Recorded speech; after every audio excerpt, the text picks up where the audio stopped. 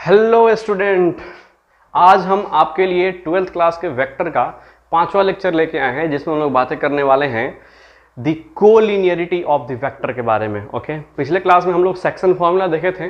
Section formula में ये भी सीखे थे कि अगर दो पॉइंट कोलिनियरिटी के क्या पॉइंट होंगे उसके बारे पर हम थोड़ा बहुत विचार किए थे, है ना। चलिए आज हम लोग देखने वाले हैं कोलिनियरिटी ऑफ वेक्टर्स। कोई भी दो वेक्टर्स दिए हुए हैं वो कोलिनियर कब होंगे, है ना। पहले भी बात हो चुकी है इस पर, बट आज थोड़ा सा उसको एक्स्ट्रा एलेबोरेट करेंगे हम उसको, है ना। उस पर बात करने वाले हैं और साथ में ही डिस्कस होगा कोप्लेरिटी ऑफ वेक्टर का कंसेप्ट भी। ठीक है, तो चलिए स्टार्ट करते हैं। पढ़ना है हमको condition of collinearity of vectors, है ना, खासकर दो वेक्टर्स का। देखिए ध्यान से, कहता है क्या कि आपके पास कोई भी दो वेक्टर ए और बी हैं। ए और बी क्या हैं? दो वेक्टर्स हैं। कहता है क्या कि ये दोनों वेक्टर ऐसे दिए हुए हैं और कह रहा है क्या चीज कि अगर दो स्केलर एक्स और वाई इस तरह से एग्जिस्ट करते हैं कि दो वेक्टर दिए हुए हैं, ठीक, ए और बी, इसके बारे में पता नहीं क्या है, लेकिन कह रहा है क्या कि अगर दो ऐसे स्केलर ए एक्स और वाई एग्जिस्ट करते हैं ताकि x into A plus y into B करने पर जीरो वेक्टर आ जाता है। अगर ऐसा कोई x और y एग्जिस्ट किया कि x इंटू ए और y इंटू बी करने पर क्या आ गया? जीरो वेक्टर आ गया, तो है ना, देन a एंड b को कहा जाएगा कोलिनियर। समझ में? ए और बी वेक्टर को क्या कहा जाएगा? कोलिनियर कहा जाएगा। ऐसा क्यों कहा जाएगा सोच के देखिए। हम तो ऐसा पढ़े हैं कि अगर A vector equal to lambda times of B vector हो तो ए और बी क्या होते हैं? कोलिनियर होते हैं। हम देखे थे कि अगर एक वेक्टर को दूसरे वेक्टर के स्केलर मल्टीप्लिकेशन से प्राप्त किया जा सकता है, इसका मतलब है कि ये ए और बी क्या है? कोलिनियर है। जरा ध्यान दीजिए, यहाँ भी क्या होने वाला है, इसको जरा सॉल्व करो आप, तो आपको प्राप्त होगा एक्स इंटू ए बराबर minus y into B vector प्राप्त होगा। यस, सोचो x, यहां से a वेक्टर क्या आ रहा है आपको? a वेक्टर आ रहा है minus y by x into क्या? b vector. आप देखो तो क्या प्राप्त हुआ आपको? हम कह रहे हैं कि एक वेक्टर को प्राप्त किया जा सकता है सम दूसरा वेक्टर इंटू सम स्केलर। मतलब एक वेक्टर में स्केलर के मल्टीप्लाई करने से दूसरा वाला वेक्टर प्राप्त हो रहा है, तो आप बताओ a और b कोलिनियर नहीं कहे जाएंगे? सोचो सोचो, है ना। तो इसीलिए हम कह रहे हैं क्या चीज कि अगर x और y दो स्केलर ऐसे एग्जिस्ट कर रहे हैं जो नॉट बोथ जीरो, है ना, दोनों जीरो एक साथ नहीं है। ओके, तो कहता है क्या चीज कि अगर ऐसे स्केलर एग्जिस्ट कर रहे हैं जो बोथ एक साथ जीरो नहीं है, तो और x इंटू ए और y इंटू बी करने पर जीरो प्राप्त हो रहा है, तो निश्चित ही a और b क्या कह जाएंगे? कोलिनियर कह जाएंगे, है ना। लिख सकते हैं कि if we have two vectors क्या? a and b, ठीक, and two scalars x and y such that both not zero simultaneously, and पहला पॉइंट, और दूसरा पॉइंट कहता है एंड x इंटू ए करने पर y इंटू बी करने पर जीरो आ रहा है, तब a और b को क्या कहा जाएगा? कोलिनियर कहा जाएगा। ये बड़ा आसान सा कंसेप्ट था। अब सुनिएगा इसमें बात, एक और बात ध्यान से। कहता है क्या कि अगर मान लीजिए कि if a and b are non collinear हुए, पहले से पता है आपको कि ये क्या है? नॉन कोलिनियर है। a और b क्या है बाबू? नॉन कोलिनियर है। ध्यान से देखिएगा, और आपने जबरदस्ती x इंटू ए और plus y into b equal to zero vector लिख दिया कहीं, ठीक है। देखो होता क्या है कि ऐसा आप तभी लिख सकते हो, ठीक है, दो वेक्टर को आपस में लीनियर कॉम्बिनेशन के फॉर्म में तभी एक्सप्रेस किया जा सकता है, और लीनियर कॉम्बिनेशन जीरो तभी हो सकता है जब वो दोनों वेक्टर क्या होते हैं? कोलिनियर होते हैं। सुनिए ध्यान से, दो नॉन जीरो वेक्टर को, यस ये दोनों क्या है? नॉन जीरो वाले वेक्टर हैं। दो नॉन जीरो वेक्टर को के लीनियर कॉम्बिनेशन जीरो तभी आ सकते हैं जब दोनों वेक्टर क्या हो? कोलिनियर हो। अगर ये दोनों कोलिनियर नहीं हुआ और अगर आप इसको ऐसे एक्सप्रेस करने चल दी, ठीक है, तो x और y आपसे बोलेगा कि भैया ये पाप हमसे मत करवाओ, है ना, ये दोनों ही अपने हाथ खड़े करेंगे, कहेंगे भाई ये पाप हम नहीं करेंगे, हम जीरो ही ठीक है। इससे अच्छा है हम मर जाएंगे लेकिन ये पाप कभी नहीं करेंगे। समझ में आ रहा है ना आपको? मतलब अगर ए और बी नॉन कोलिनियर हैं और उसका लीनियर कॉम्बिनेशन आपने जीरो लिख रखा है, तो कहता है ये तभी पॉसिबल है जब एक्स और वाई दोनों ही जीरो है। जीरो हो जाएंगे, इसको जीरो कर देगा, कहानी खत्म। समझ में आ रहा है ना? प्रोवाइडेड ए और बी नॉन जीरो, राइट। तो हम कह रहे हैं क्या चीज, फिर से सुनिएगा, क्या चीज कि linear combination of two vector become zero vector only if vectors are collinear. Yes, two non, आप इसका डेफिनेशन लिखना, टू नॉन जीरो वेक्टर्स का लीनियर कॉम्बिनेशन तभी जीरो वेक्टर के बराबर आ सकता है जब वो दोनों वेक्टर क्या होंगे, कोलिनियर होंगे, है ना। और अगर आपने नॉन कोलिनियर के साथ ऐसा जबरदस्ती किया तो एक्स और वाई कहेगा कि ये पाप हमसे मत करवाओ, इससे अच्छा है हम मर जाएं लेकिन ये पाप ना करें, ठीक। इसलिए दोनों क्या हो जाएंगे, जीरो हो जाएंगे, ठीक। एक बेसिक सा कंसेप्ट है, आप इसको जल्दी से नोट करो, फिर आपके लिए हम ढेर सारा क्वेश्चन लेते हैं। चलिए स्टूडेंट्स, आपके पास दो बेसिक सवाल हैं। कह रहा है क्या, पहला नंबर सवाल है, if a and B are non collinear vector. Non collinear vector मतलब पक्का उसको, उसके लीनियर कॉम्बिनेशन, इन दोनों वेक्टर के लीनियर कॉम्बिनेशन को कभी भी जीरो नहीं किया जा सकता होगा, है ना। अच्छा, सच दैट कह रहा है इनका ये वाला लीनियर कॉम्बिनेशन बराबर ये वाला लीनियर कॉम्बिनेशन, मतलब x1 into A vector plus y1 into B vector equal to x2 into A vector plus y2 into B vector है। कह रहा है then prove that x1 by x2 का रेशियो बराबर y1 बाई y2 का ratio बराबर 1 होगा। मतलब x1 बराबर x2 होगा, y1 बराबर y2 होगा, ऐसा आपको साबित करना है, ठीक है। चलिए देखिए ध्यान से, इस चीज को हम लोग सॉल्व करने जा रहे हैं। तो आप बताओ जरा कि x2 इंटू ए को हम इधर ट्रांसफर कर देंगे तो ये क्या हो जाएगा, देखना ध्यान से, x1 into A vector minus x2 into A vector equal to क्या मिल रहा है, ए वेक्टर। अब देखना जरा ध्यान से, ये y1 है तो आप इसको लिख सकते हैं y1 इंटू बी वेक्टर, है ना, और minus y2 into B vector लिखा जा सकता है ना।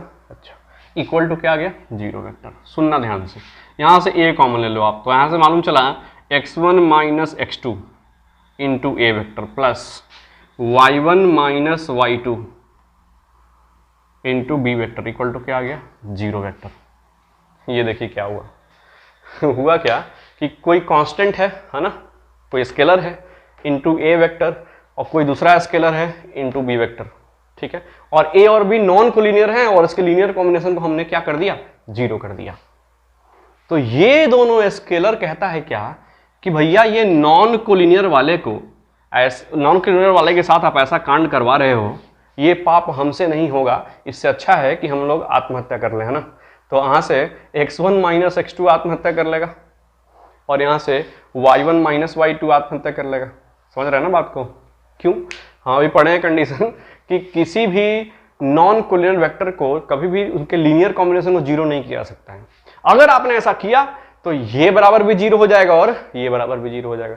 तो वही तो दिख रहा है कि लीनियर कॉम्बिनेशन है, उसको आपने क्या कर दिया, जीरो कर दिया। इसका मतलब क्या हुआ कि पक्का ये भी जीरो और ये भी जीरो।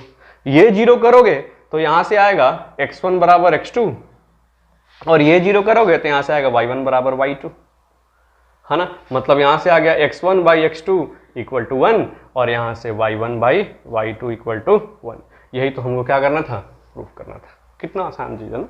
चलिए उसी तरह से अगला सवाल देखिए, यहाँ पर कह रहा है if a and B are non collinear vectors. फिर से कह दिया नॉन कोलिनियर। तो नॉन कोलिनियर कहते ही आपके दिमाग में ये बात बैठ जाना चाहिए कि x इंटू ए vector plus y into B vector को कभी भी जीरो वेक्टर नहीं किया जा सकता है। जब भी कह दे ऐसा कि नॉन कोलिनियर है तो फिलहाल के लिए आपको ये समझना है, क्योंकि आगे चैप्टर आएंगे तो उसमें कोलिनियरिटी के और भी कंडीशन होंगे। फॉर एग्जांपल दो वेक्टर का क्रॉस प्रोडक्ट जीरो हो जाएगा तो वेक्टर कोलिनियर हो जाएंगे। तो अभी उस कंसेप्ट को आप रहने दो। अभी फिलहाल के हिसाब से सोचो क्या चीज कि जैसे ही दो नॉन कोलिनियर वेक्टर लिखा, आपके दिमाग में एक ही पिक्चर बनना चाहिए, क्या कि x into A vector plus y into B vector equal to never भी जीरो वेक्टर। अगर आप ऐसा कर रहे हैं तो x और y दोनों आत्महत्या कर लेंगे, मतलब x इक्वल टू और y इक्वल टू क्या हो जाएंगे, जीरो हो जाएंगे। ठीक है, चलिए तो कह रहा है फाइंड x फॉर विच, मतलब एक ऐसा x निकालना है, ये वाला वैल्यू x निकालना है जिसके लिए क्या हो, ये वाला वेक्टर और ये वाला वेक्टर क्या हो जाए, कोलिनियर हो जाए। तो आप सोचो, अगर अल्फा और बीटा वेक्टर कोलिनियर हैं तो हम निश्चित alpha vector equal to lambda times of beta vector नहीं लिख सकते हैं बाबूआ। बोलिए, दो वेक्टर अगर कोलिनियर है तो उसको एज ए लीनियर कॉम्बिनेशन में एक्सप्रेस किया जा सकता है, राइट है। चलिए बहुत अच्छा। अब क्या करेंगे, अल्फा का वैल्यू और बीटा का वैल्यू रख देंगे, रख दीजिए आप भी। तो देखो तो कितना आ रहा है, x माइनस 2, ध्यान से देखना, इंटू ए वेक्टर प्लस बी वेक्टर, ठीक, इक्वल टू क्या आ रहा है, देखो तो लैम्डा इंटू, देखना ध्यान से, ये वाला पुट कर रहे हैं, 3 प्लस 2x इंटू ए vector minus 2 into B vector. ये सब। चलिए अब क्या करिए, आप इसका क्या कर रहे समझे, आप इसके सारे ए को एक साइड कर लीजिए, सारे बी को एक साइड कर लीजिए, ठीक। तो ए कैसे एक साइड होगा, देखना ध्यान से, यहां से तो ए हम कॉमन ले रहे हैं यहां से, तो यहां ए का कोएफिशिएंट कितना है, x माइनस 2, और देखना ध्यान से, ये इंटू लैम्डा उधर जाके माइनस हो जाएगा, तो माइनस लैम्डा इंटू, देखना ध्यान से, 3 हम डायरेक्ट भेज रहे हैं उसको, 2x इंटू ए वेक्टर। हमने क्या किया, इस चीज को उधर ट्रांसफर करोगे आप तो ये और minus of this one into A vector आ जाएगा, समझ में आ रहे हैं। चलिए प्लस यहां देखना, यहां पर एक बी वेक्टर है और यहां माइनस 2 बी वेक्टर है, उधर जाए क्या हो जाएगा, और यहां पर लैम्डा भी है, माफ कीजिएगा, इधर बी वेक्टर प्लस इधर माइनस, यहां से माइनस उधर जाएगा तो प्लस 2 लैम्डा आएगा, राइट है, इनटू क्या आ गया, बी वेक्टर, और बचा किधर इसमें 0 वेक्टर।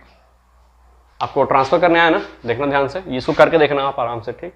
माइनस 2 लैम्डा इधर आके प्लस 2 लैम्डा हो जाएगा, तो 1 plus 2 lambda into B vector equal to क्या आ गया, 0 वेक्टर। अब देखो ध्यान से, ए और बी तो नॉन कोलिनियर है और उसके आपने लीनियर कॉम्बिनेशन को 0 कर दिया, तो ए के आगे वाला और बी के आगे वाला अपने प्रण के अनुसार क्या कह रहा है कि हम भी 0 हो जाएंगे और हम भी 0 हो जाएंगे, ठीक है ना। मतलब हम कभी भी नॉन कोलिनियर वाले के साथ पार्टिसिपेट नहीं करेंगे, ठीक है ना, ये इसका कथन है। तो जब इसको आप 0 करोगे तो यहां से you get lambda is equal to -1/2, ये सब नो। अच्छा, इसको 0 करोगे तो देखो ध्यान से, x माइनस 2, ठीक है, माइनस लैम्डा की जगह पर -1/2 डाल दो तो ये +1/2 हो जाएगा, into 3 plus 2x equal to क्या हो गया, 0।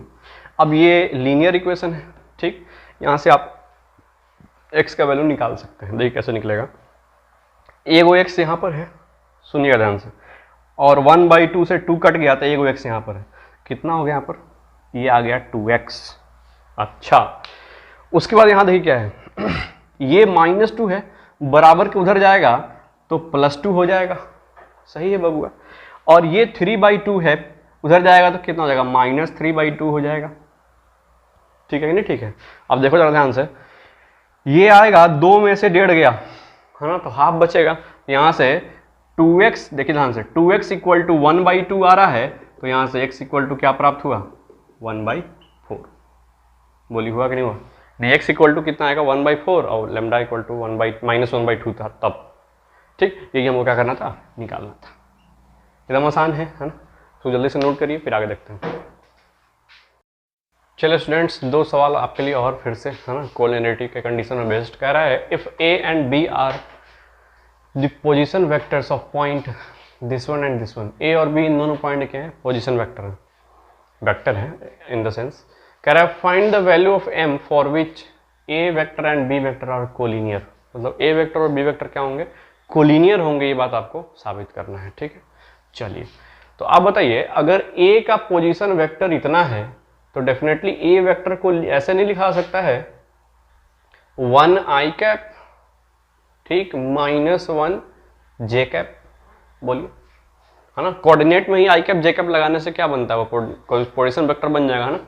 चलिए, और b वेक्टर को क्या लिखा जा सकता है, अगर इसका पोजीशन वेक्टर कोऑर्डिनेट इतना है तो इसका पोजीशन वेक्टर हो जाएगा -2i cap and plus m कितना, j कैप, ठीक। अच्छा, कहता है वेक्टर a और वेक्टर b कोलिनियर है, तो कोलिनियर, अगर 2 वेक्टर कोलिनियर हैं तो डेफिनेटली आप या तो आप ये कंडीशन लगा लो,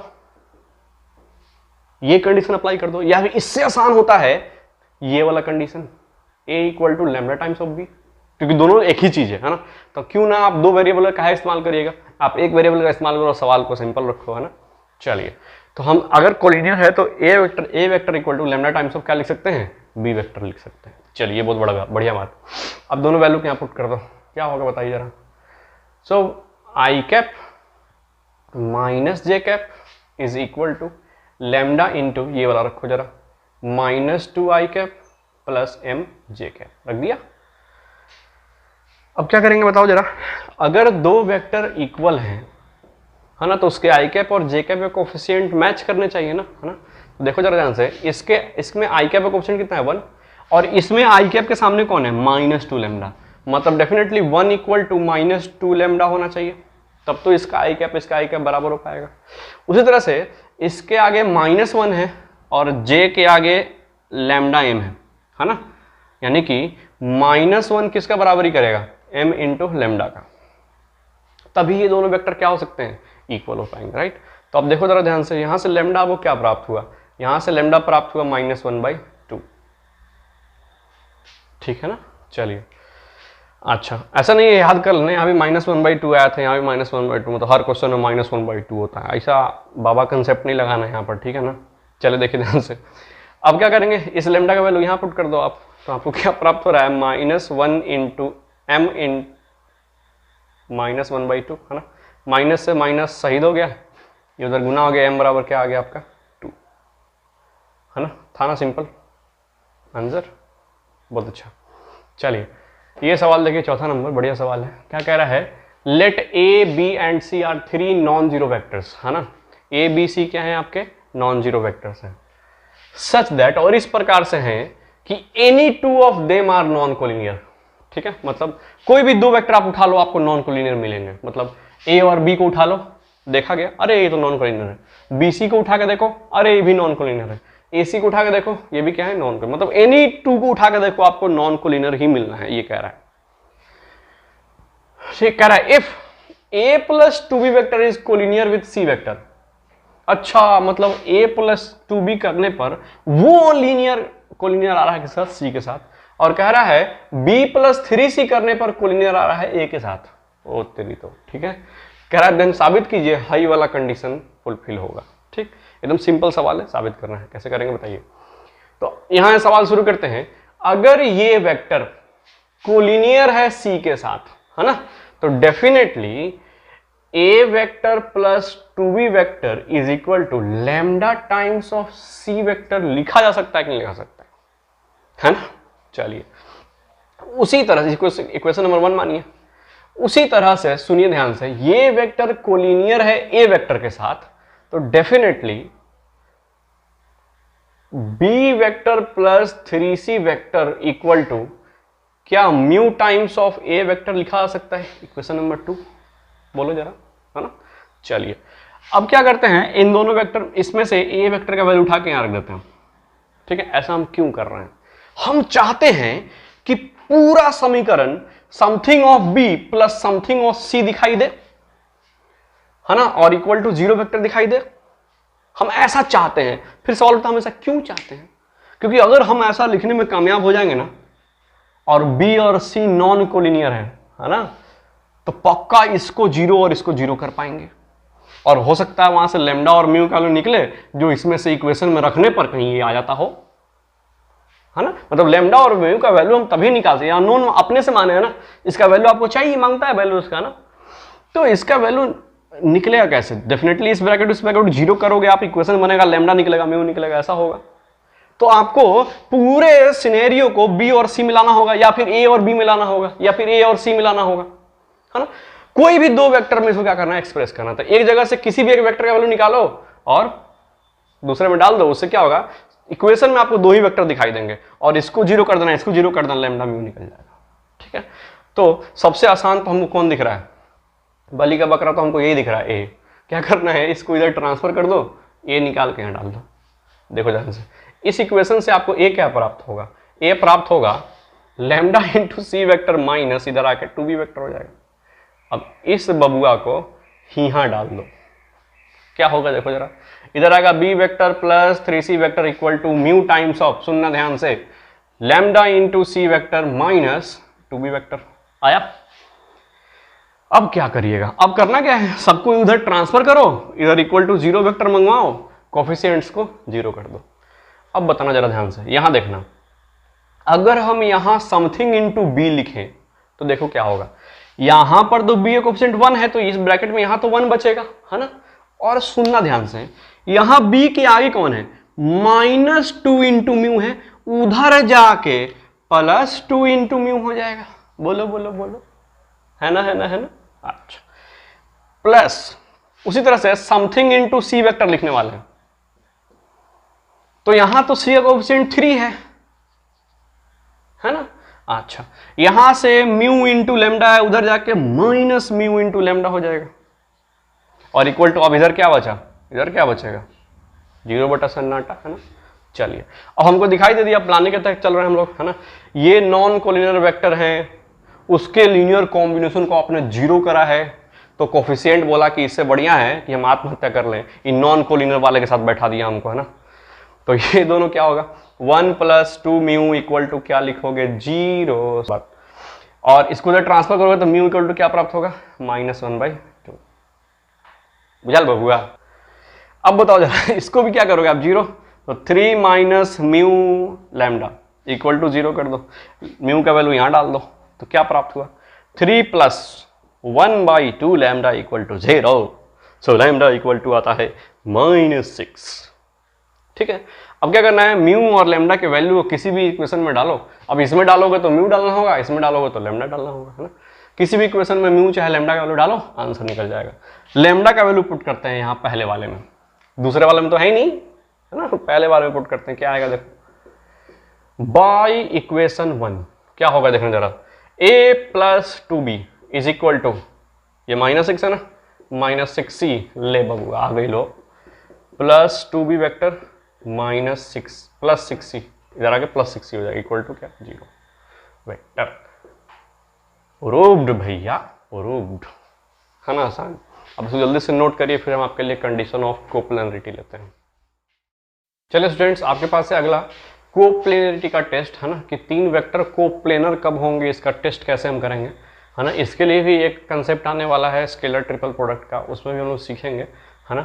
बट फिलहाल इस चीज़ को सीख लो, कभी कभी क्वेश्चन में दे देता है ना, कहता है क्या चीज़ कि if A and B are 2 nonzero non collinear vectors, 2 vector दे रखे हैं ए और बी, जो कि 0 नहीं है और कोलिनियर भी नहीं है, कह रहा है देन तब कोई एक वेक्टर आर जो होगा ना, वो कोप्लेनर होगा ए और बी के साथ, आर जो होगा वो कोप्लेनर होगा ए एंड बी के साथ, इफ एंड ओनली इफ, अगर आर एक्सप्रेसिबल है इन दोनों वेक्टर के लीनियर कॉम्बिनेशन की फॉर्म में, किसी भी कांस्टेंट x एंड y के लिए, किसी भी स्केलर x एंड y के लिए, अगर ऐसा संभव हुआ कि एक वेक्टर को 2 वेक्टर के लीनियर कॉम्बिनेशन के फॉर्म में प्राप्त कर पा रहे हैं, एक वेक्टर को एक्सप्रेस कर पा रहे हैं 2 वेक्टर के लीनियर कॉम्बिनेशन की फॉर्म में, तो ये तीनों वेक्टर क्या होंगे, कोप्लेनर होंगे, ऐसा ये कह रहे हैं। अब सुनिए काहे ऐसा कह रहे हैं, ये बड़ा सिंपल तरीका से समझा जा सकता है। याद रखिएगा, मान लीजिए कि अगर ये एक वेक्टर ए है, ये वेक्टर बी है, ठीक, तो आप parallelogram law of vector addition जानते हैं ना। तो देखो ध्यान से, अगर आपसे पूछे कि इसका डायगोनल क्या होगा, तो डायगोनल होगा a + b, समझ आ रहा है आपको। तो ये जो सम, ये क्या है, सम ऑफ वेक्टर है ना, ये क्या चीज है, सम ऑफ वेक्टर, 2 वेक्टर का सम है, और ये रिप्रेजेंटेड बाय क्या है, डायगोनल। समझ में आ रहा है आपको। और आप जानते हैं कि डायगोनल जो होता है वो तो पैरेललोग्राम के प्लेन में ही होता है। ऐसा कभी देखा कि पैरेललोग्राम ऐसा है और डायगोनल ऐसे बाहर निकल गया, मुंडे निकाल के झांक रहा है, नहीं ना। डायगोनल हमेशा पैरेललोग्राम के प्लेन में ही होगा। मतलब सम ऑफ वेक्टर जो होता है वो ए और बी के प्लेन में ही होगा, ऐसा हम कह सकते हैं। अच्छा, इस बात को एकदम नोटिस करके रखिए कि 2 वेक्टर का सम हमेशा उन दोनों वेक्टर के प्लेन में ही रहता है। क्यों? क्योंकि वो एक डायगोनल है, इसलिए। अंडरस्टैंडिंग और नॉट, इसी कंसेप्ट का हम लोग इस्तेमाल कर लेंगे। देखिए ध्यान से कैसे, सुनिएगा। मान लीजिए कि आपके पास एक वेक्टर इधर है ए समझ में आ रहा है आपको? एक वेक्टर ए है इधर और एक दूसरा वेक्टर है यहां पर बी। समझ में आ रहा है आपको? अच्छा, अब क्या करिए, यहां से एक वेक्टर ड्रॉ कीजिए, आर वेक्टर। ठीक, ये पी तक इसको ड्रॉ कीजिए, इस पॉइंट को मान लीजिए ओ है। ठीक है, तो एक काम करिए, इस ओपी को डायगोनल मानते हुए एक पैरेललोग्राम ड्रॉ कर लीजिए। आप ड्रॉ कर लिए, इसको नाम दे दीजिए आप, कोई एम पॉइंट है और इसको नाम दे दीजिए कोई एल पॉइंट है। ठीक, अब आप बताइए हमको, ओपी वेक्टर मतलब आर वेक्टर को क्या लिखा सकता है बोलिए? इस parallelogram law of vector addition में बता सकते हैं R vector is nothing but the OM vector plus OL vector. बोलिए हाँ कि ना, है ना?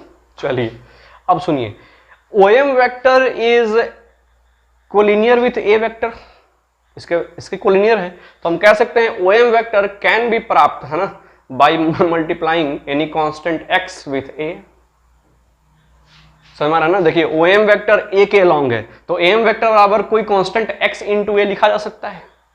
अच्छा, plus OL vector b vector के अलोंग है, तो ओएल वेक्टर को कोई समथिंग दूसरा constant y into B vector लिखा जा सकता है। यस और नो? अब देखो इक्वल टू क्या आ गया, आर आ गया। आया कि नहीं आया? अब सुनना ध्यान से, अब आर जो है वो इस वेक्टर और इस वेक्टर के सम को रिप्रेजेंट कर रहा है, तो निश्चित ही आर वेक्टर हाई एक्स ए वेक्टर और वाई बी वेक्टर के प्लेन में होगा। हम ऐसे क्या नोटिस कर सकते हैं कि आर वेक्टर भैया, है ना, आर वेक्टर जो है वो x into A vector and y into b vector के प्लेन में होएगा। होएगा, होएगा नहीं हुआ, होगा होगा। ठीक है, अच्छा, अगर आर वेक्टर एक्स ए वेक्टर और वाई बी वेक्टर के प्लेन में है, तो एक्स ए वेक्टर तो इसी के अलोंग, इसी के ऊपर ही है। एक्स ए वेक्टर तो इस ए वेक्टर के ऊपर ही है, वाई बी वेक्टर इस बी वेक्टर के ऊपर ही है। तो अगर आर वेक्टर एक्स ए वेक्टर और वाई बी वेक्टर के प्लेन में है, तो क्या आर वेक्टर ए वेक्टर और बी वेक्टर के प्लेन नहीं होगा? क्योंकि ये दोनों वेक्टर तो, ये वेक्टर और ये वेक्टर बिल्कुल एक ही लाइन पर है, और ये वेक्टर और ये वेक्टर भी दोनों एक ही लाइन पर है। तो अगर आर वेक्टर इन दोनों के कोप्लेनर है, तो आर वेक्टर निश्चित ही ए और बी दोनों के कोप्लेनर होगा। बोलिए हाँ कि नहीं? तो अगर आर वेक्टर एक्स ए वेक्टर और वाई वेक्टर के प्लेन में होगा, तो हम इस बात से फिर ये भी कंडीशन निकाल सकते हैं कि पक्का आर वेक्टर इज क्या, कोप्लेनर विथ क्या, ए एंड बी। समझ आया कि नहीं है? कोई दिक्कत तो नहीं है इसमें?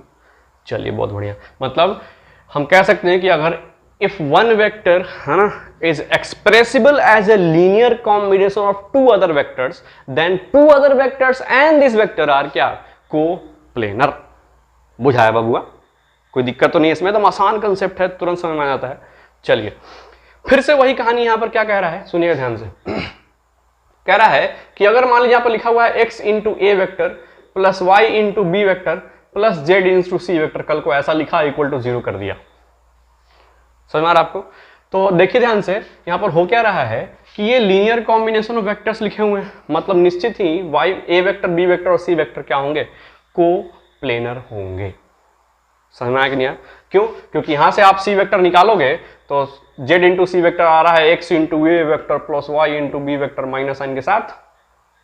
तो यहां से सी वेक्टर क्या प्राप्त हुआ भैया, तो एक्स बटा z into A plus y minus y बटा जेड इंटू बी वेक्टर। देखो तो C vector is equal to something constant into A vector something constant into B vector, यानी C vector is expressible as a linear combination of A vector and B vector. तो C A B are क्या, coplanar. Yes और no? चलिए, मतलब हम कह सकते हैं कि अगर ऐसा हुआ तो ए बी सी क्या होंगे, हमेशा कोप्लेनर होंगे। एक्स वाई और जेड यहां लिखा हुआ provided x y and z not all are क्या, 0, सभी एक साथ 0 उसमें नहीं है। ठीक, तो हम कह देंगे क्या चीज, देन ए बी सी तीनों ही वेक्टर आर क्या को प्लेनर, इसी बात को यहां लिखा हुआ, ठीक है। अच्छा, कल को अगर ऐसा हुआ, कहीं दिया हुआ है a b c are non coplanar, समझे, ऐसा दिया हुआ कि प्लेनर नहीं है भैया, और अगर आप जबरदस्ती किए इस एक्स वाई और जेड को कि तुम ना ऐसा कंडीशन उत्पन्न करो, क्या बोले आप, बोले कि ए बी सी क्या है, नॉन कोप्लेनर है, और आप जबरदस्ती किए एक्स वाई और जेड के साथ कि भैया तुम इन नॉन कोप्लेनर के साथ ऐसा कंडीशन उत्पन्न कर दो ताकि ये जीरो हो जाए, ठीक है। तो ये कहेगा ऐसा पाप हमसे मत करवाओ, इससे अच्छा है कि हम आत्महत्या कर लें। मतलब एक्स वाई और जेड इक्वल टू क्या होगा, जीरो, समझ में आया ना। मतलब अगर किसी नॉन कोप्लेनर वेक्टर में अगर आप ये कंडीशन लगाने गए, ठीक, तो एक्स का कोफिशिएंट, वाई का कोफिशिएंट, जेड का कोफिशिएंट, ए का कोफिशिएंट, बी का कोफिशिएंट और सी का कोफिशिएंट आत्महत्या कर लेगा। समझ में आया कि नहीं आया, कोई दिक्कत तो नहीं है इसमें, है ना। तो याद रखिएगा ये सेम टू सेम पिछला वाला कंसेप्ट की तरह है ना, कि अगर लीनियर कॉम्बिनेशन अगर जीरो है मतलब तीनों वेक्टर क्या है, कोप्लेनर। दो वेक्टर का लीनियर कॉम्बिनेशन जीरो है तो कोलिनियर, तीन वेक्टर का लीनियर कॉम्बिनेशन जीरो है तो वो कोप्लेनर। और ये वाला कंडीशन आप देख ही रहे हैं, अगर नॉन कोप्लेनर है या फिर नॉन कोलिनियर है तो उसके केस में अगर आप लीनियर कॉम्बिनेशन को जीरो करोगे तो कोफिशिएंट्स आत्महत्या कर लेंगे, ठीक है। बस इतना ध्यान रखना है, राइट और रॉन्ग। चलिए आप इसको जल्दी से नोट कर लो, है ना, फिर इस पर क्वेश्चन देखते हैं। चलिए स्टूडेंट्स, आपके लिए एक सवाल है, यहाँ पर दो सवाल है एक्चुअली, है ना। पहला सवाल कह रहा है साबित करिए कि ये वेक्टर, ये वाला पूरा वेक्टर और ये वाला पूरा वेक्टर आर कोप्लेनर होंगे, ठीक है, where a b c are non coplanar, ठीक है। चलिए बनाते हैं, कैसे करेंगे बताइए। अगर ये तीनों वेक्टर कोप्लेनर हैं, इसका मतलब पक्का कोई एक्स और वाई ऐसा एग्जिस्ट करता होगा कि this vector equal to x into this vector plus y into this vector होता होगा। ऐसा एक्स और वाई एग्जिस्ट करेगा कि एक्स में इससे गुना करने पर और वाई में इससे गुना करने पर इतना आ जाता होगा, यस और नो, तभी एक कोप्लेनरिटी के कंडीशन को सेटिस्फाई कर पाएंगे, है ना। चलिए तो देखिए ध्यान से, अगर ये कोप्लेनर हैं, है ना, सॉल्यूशन बना रहे हैं, है ना, कह रहा है if vectors are what, coplanar, given vectors are coplanar, given लिखते रहना, देन पक्का कोई एक्स और वाई ऐसा एग्जिस्ट करता होगा, माफी चाहते हैं, कि एक्स इंटू ये करने पर 3b प्लस 5c ना, plus 5c plus y into ये करने पर -2a प्लस 3b, अट जा भाई, -4, अरे अरे अरे बाहर चला गया यार, कोई बात नहीं, इसको इधर कर दो आप। चलो, तो कह रहा है क्या चीज कि अगर कोप्लेनर है तो एक्स और वाई दो ऐसे कांस्टेंट एग्जिस्ट करते होंगे कि एक्स में इससे गुना करने पर, वाई में इससे गुना करने पर वो प्राप्त होता होगा। ठीक है बबुआ, चलिए अब क्या करते हैं, सारे ए को इधर इकट्ठा कर लेते हैं, इधर ए को इकट्ठा कर कोफिशिएंट कंपेयर कर देंगे, है ना, दो वेक्टर इक्वेशन है इसलिए। तो बताओ A vector minus 2b vector plus 3 vector equal to क्या होगा बबुआ। यहां देखिए, अगर यहां से ए वेक्टर लिखते हैं आप तो यहां पर तो ये ए का कोफिशिएंट एक्स है, और यहां पर कितना ए है, यहां पर है -2y, अच्छा -2y इंटू ए को इकट्ठा कर रहे हैं, ठीक, प्लस बी को इकट्ठा करिए बबुआ, तो यहां पर कितना बी आएगा, -3x, ठीक है ना, -3x, अच्छा यहां कितना है +3y, +3y, ठीक है, इंटू क्या आ गया बी वेक्टर। अच्छा अब सी वाले को इकट्ठा करिए, सी वाले को इकट्ठा करोगे क्या आएगा बताओ जरा, यहां 5x आएगा, ठीक, प्लस अरे अरे अरे उधर चला गया यार, हम जब भी चाह रहे हैं उधर नहीं जाए, उधर चला जा रहा है ना। उसके बाद -4y इंटू सी वेक्टर, है कि नहीं। अब ये वेक्टर इक्वेशन अगर बैलेंस्ड है तो डेफिनेटली यहाँ का ए कोफिशिएंट और यहाँ का ए कोफिशिएंट मैच करना चाहिए, है ना। मतलब कह सकते हैं यहाँ से देखने पर लग रहा है कि पक्का x माइनस 2y बराबरी करता होगा 1 का, तभी ऐसा संभावना उत्पन्न होता होगा, है ना। उसी तरह से ये क्वेश्चन नंबर 1 बोल दिया हमने। उसी तरह से यहाँ 3x प्लस 3y बराबरी करता होगा -2 का, यानी कि 3x माइनस 3y बराबरी करता होगा 2 का, है ना। इक्वेशन नंबर 2, ठीक। अच्छा, उसी तरह से इक्वेशन नंबर 3 देखिए, कहाँ गई इक्वेशन नंबर 3? हाँ, इससे बन जाएगा 3 बराबरी करता होगा इसका, है ना, that is 5x minus 4y बराबरी करता होगा किसका? 3 का। ये क्वेश्चन नंबर क्या हो गया? 3 आ गया, ठीक है। अब क्या है, आपके पास 3 इक्वेशन है ना। अच्छा, कह रहा है कि x और y का वैल्यू कितना होना चाहिए। अब हमारे लिए सवाल ऐसा है कि x और y का वैल्यू कितना होना चाहिए कि तीनों इक्वेशन को सेटिस्फाई करे, ठीक है। तो हम क्या करेंगे, हमको तो x और y इन्हीं दोनों से निकल जाएगा, है ना। हमको चाहिए कि x y ऐसा चाहिए जो तीनों को सेटिस्फाई करे, हमको ऐसा x y चाहिए भैया, ठीक है। अच्छा, तो हम कहें कि हम तो दो ही गो से एक्स वाई निकाल सकते हैं, तो 2 गो से एक्स वाई निकाल लो, लेकिन आपको पता लगाना होगा कि क्या वो एक्स वाई तीसरे को पसंद है कि नहीं। समझ में आ रहा है कि नहीं आ रहा है?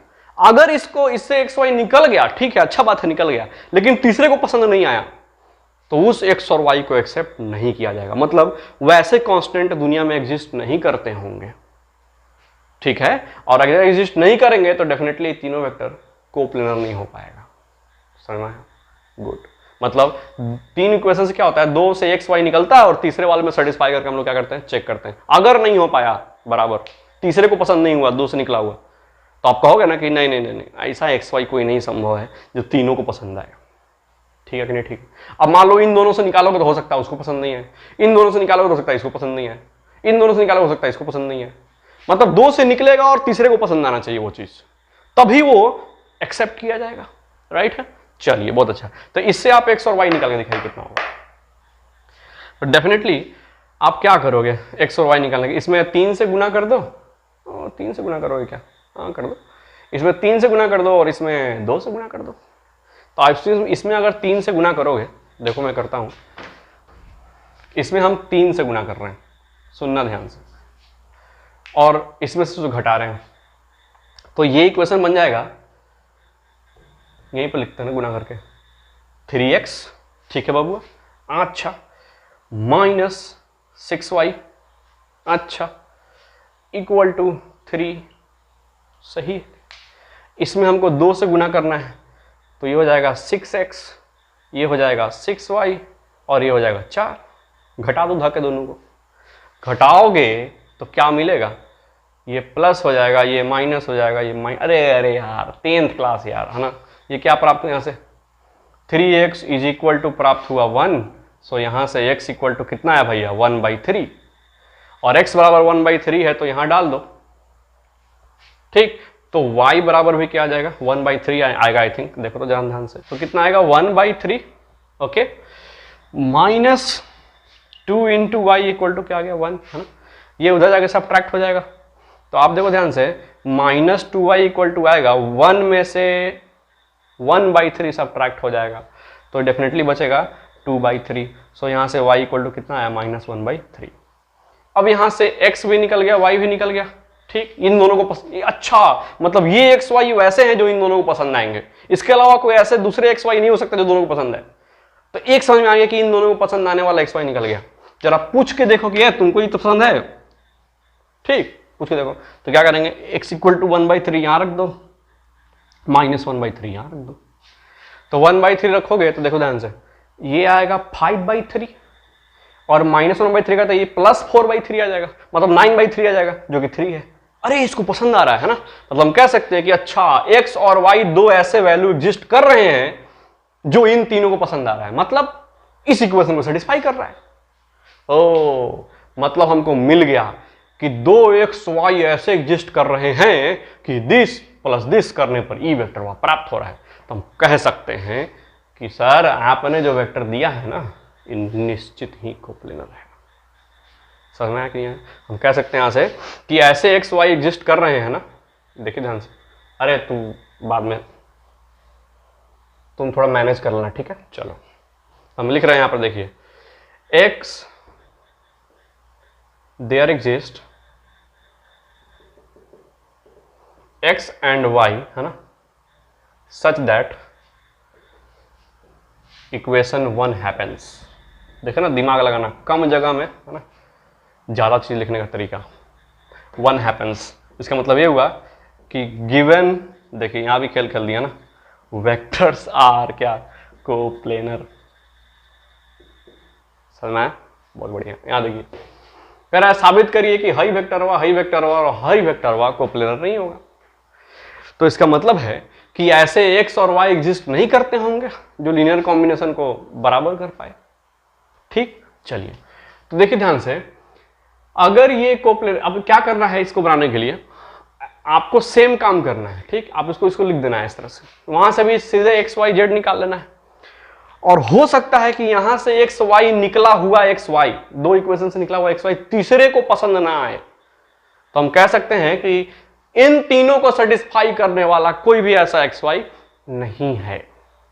और इन तीनों को सेटिस्फाई करने वाला एक्स वाई नहीं है, इसका मतलब है कि हर तरह का ऐसा एक्स वाई नहीं है जो इसको लिख पाए, इस चीज को सेटिस्फाई कर पाए। ऐसा दुनिया में कोई एक्स वाई नहीं, हम ये कह देंगे। और जब ऐसा एक्स वाई दुनिया में नहीं मिलेगा तो हम कह देंगे कि तीनों बबुआ कहियो कोप्लेनर नहीं हो सकते हैं। समझ में आया कि नहीं आया? चलिए बहुत अच्छा। तो देखिए ध्यान से क्या करेंगे, उसी तरह से same to same 2 into a minus b vector plus 3c vector equal to, हम कहेंगे कि देखते हैं ऐसा कोई एक्स एग्जिस्ट कर रहा है कि नहीं। तो क्या करेंगे, x into A plus B minus 3c plus y into, इधर 2c है ना, और a plus B minus 3c।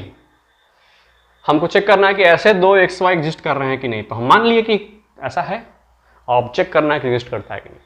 अब सुनिए ध्यान से क्या करेंगे, आप देखो जरा ध्यान से, यहां से 2a minus b vector plus 3c, इसको लिख रहे हैं यहाँ पर, इक्वल टू, यहां से चेक करो a vector plus something of b vector, ठीक है, plus something of c vector, और a b c का कोएफिशिएंट कंपेयर करना। जरा देखो तो क्या आएगा, यहां a का कोएफिशिएंट क्या आएगा बताओ, x है यहाँ पर, अच्छा यहाँ पर क्या है, y है, ठीक है बबुआ। अच्छा, यहाँ बी का क्वेश्चन क्या है, x है, यहाँ बी का क्वेश्चन क्या है, y है।